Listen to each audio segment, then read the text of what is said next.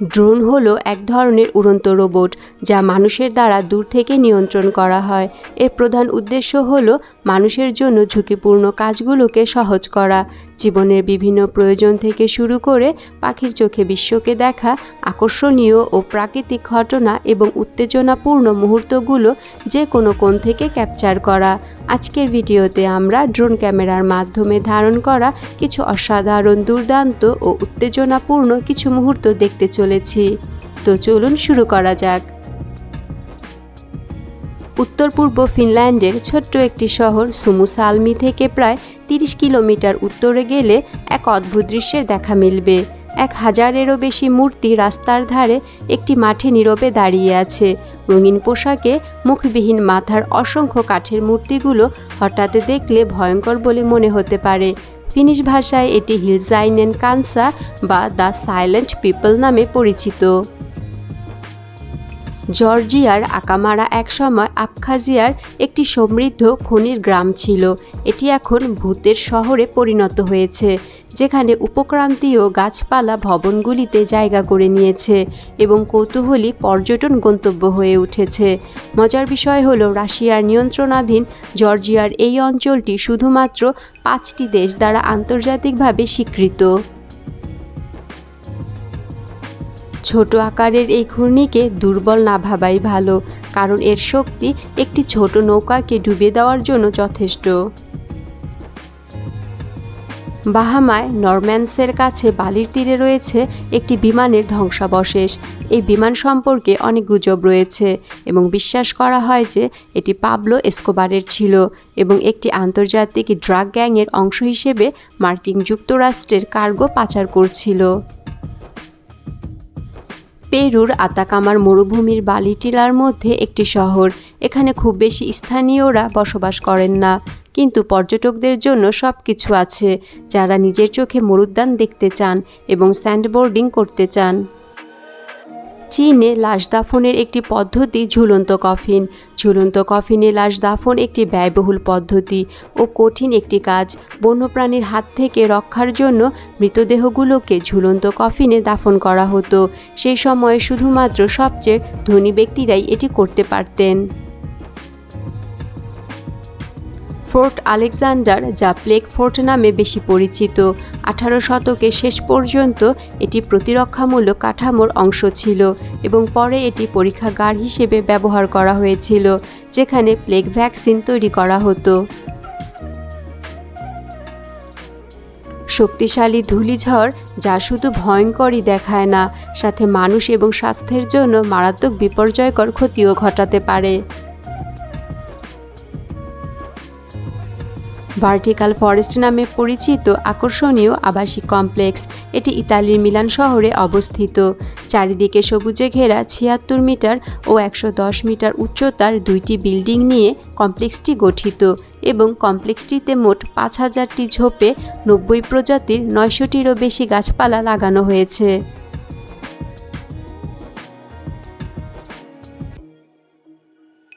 এটি দেখে আপনার মনে হতে পারে পানির মধ্যে অসংখ্য গোলাপি বল, কিন্তু এগুলো কোনো গোলাপি বল নয়। কেনিয়ার নাকারু হ্রদে কয়েক লাখ গোলাপি ফ্ল্যামিঙ্গো, যা এই অপূর্ব দৃশ্য তৈরি করেছে।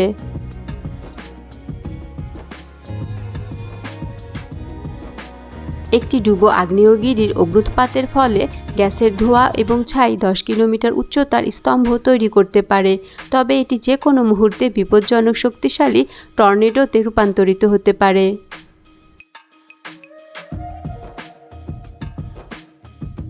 দেখে মনে হবে মৃত হরিণ বরফে ঢাকা পড়ে আছে। এইগুলি রেইনডিয়ার, যা ভয়ানক ঠান্ডার মধ্যেও নিজেদের খাপ খাইয়ে নিতে পারে।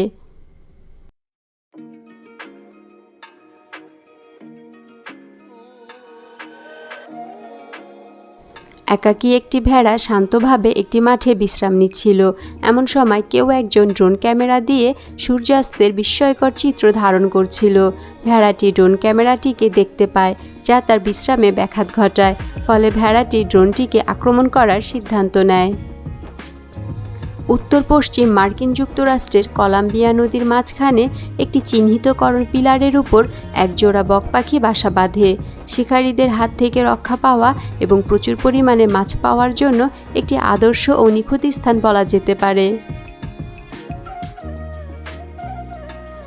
সমুদ্র তীরে ঢেউ আছড়ে পড়ার দৃশ্য সকলের মন কাড়ে, কিন্তু সমুদ্র তীরে বাড়ি তৈরি করা মোটেই যুক্তিসঙ্গত কাজ নয়, কারণ জলের সমস্ত শক্তি এখানে অনুভূত হয় এবং বিপর্যয় ডেকে আনতে পারে, যেমনটি ভিডিওটিতে দেখা যাচ্ছে। ফোর্ট বোরটাঞ্জ হল নেদারল্যান্ডসের বোরটাঞ্জ গ্রামে অবস্থিত তারার আকৃতিতে নির্মিত একটি দুর্গ।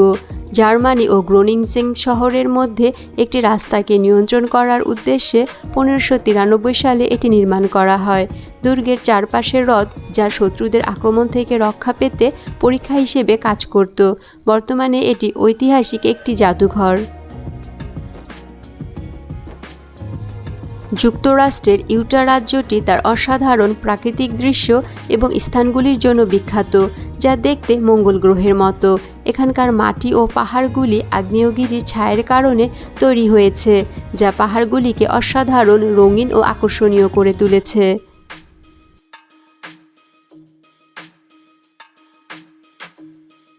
অস্ট্রেলিয়ান সার্ফাররা কেবল সমুদ্রেই নয়, বিভিন্ন দৈর্ঘ্য ও আকারের ঢেউ তৈরি করতে পারে এমন একটি কৃত্রিম হ্রদ কুইন্সল্যান্ড শহরে তৈরি করেছে।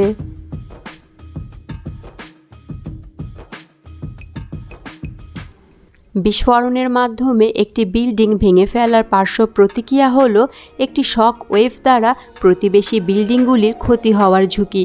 কিন্তু আপনাকে যদি একটি সম্পূর্ণ আবাসিক কমপ্লেক্স ভেঙে ফেলতে হয়, তাহলে এই ধরনের ঝুঁকিগুলি এতটা ভয়ঙ্কর নাও হতে পারে।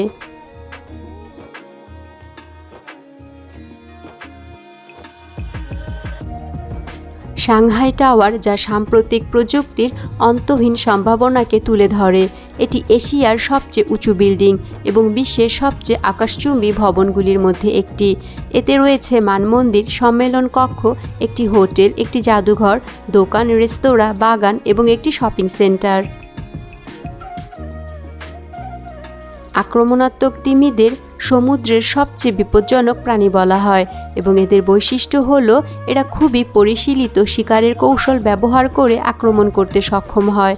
তারা সাধারণত মাছ ও শিল শিকার করে থাকে, তবে কখনো কখনো তারা বড় শিকারও বেছে নেয়।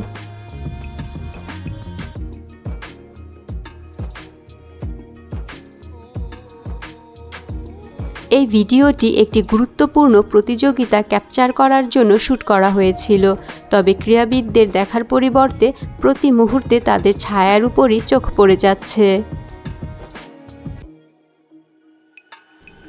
ঠান্ডা ঋতুতে পুরোপুরি মসৃণ বরফের বৃত্ত জলাধারে দেখা যায়।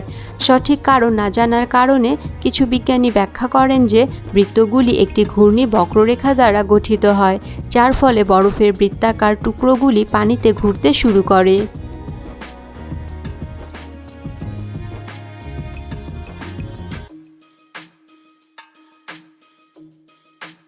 ম্যানাটিস সামুদ্রিক স্তন্যপায়ী প্রাণী। এদেরকে সি কাউস নামেও ডাকা হয়। সমুদ্রের পানি 68 ডিগ্রির নিচে নেমে গেলে ফ্লোরিডার থ্রি সিস্টার্স স্প্রিং এর ক্রিস্টাল রিভারে শত শত সামুদ্রিক ম্যানাটিস জড়ো হয়। বেশিরভাগ লোক একত্রে এত ম্যানাটিস জড়ো হতে দেখে অবাক হয়ে যায়। শীতকালে প্রায় এমনটি ঘটে থাকে।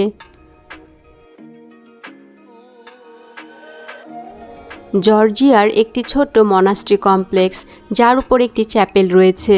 পাহাড়টির উচ্চতা 40 মিটার এবং এখানে প্রবেশ করা বেশ কঠিন, কারণ সেখানে আসা যাওয়ার জন্য কেবল একটি ঝুলন্ত সিঁড়ি রয়েছে।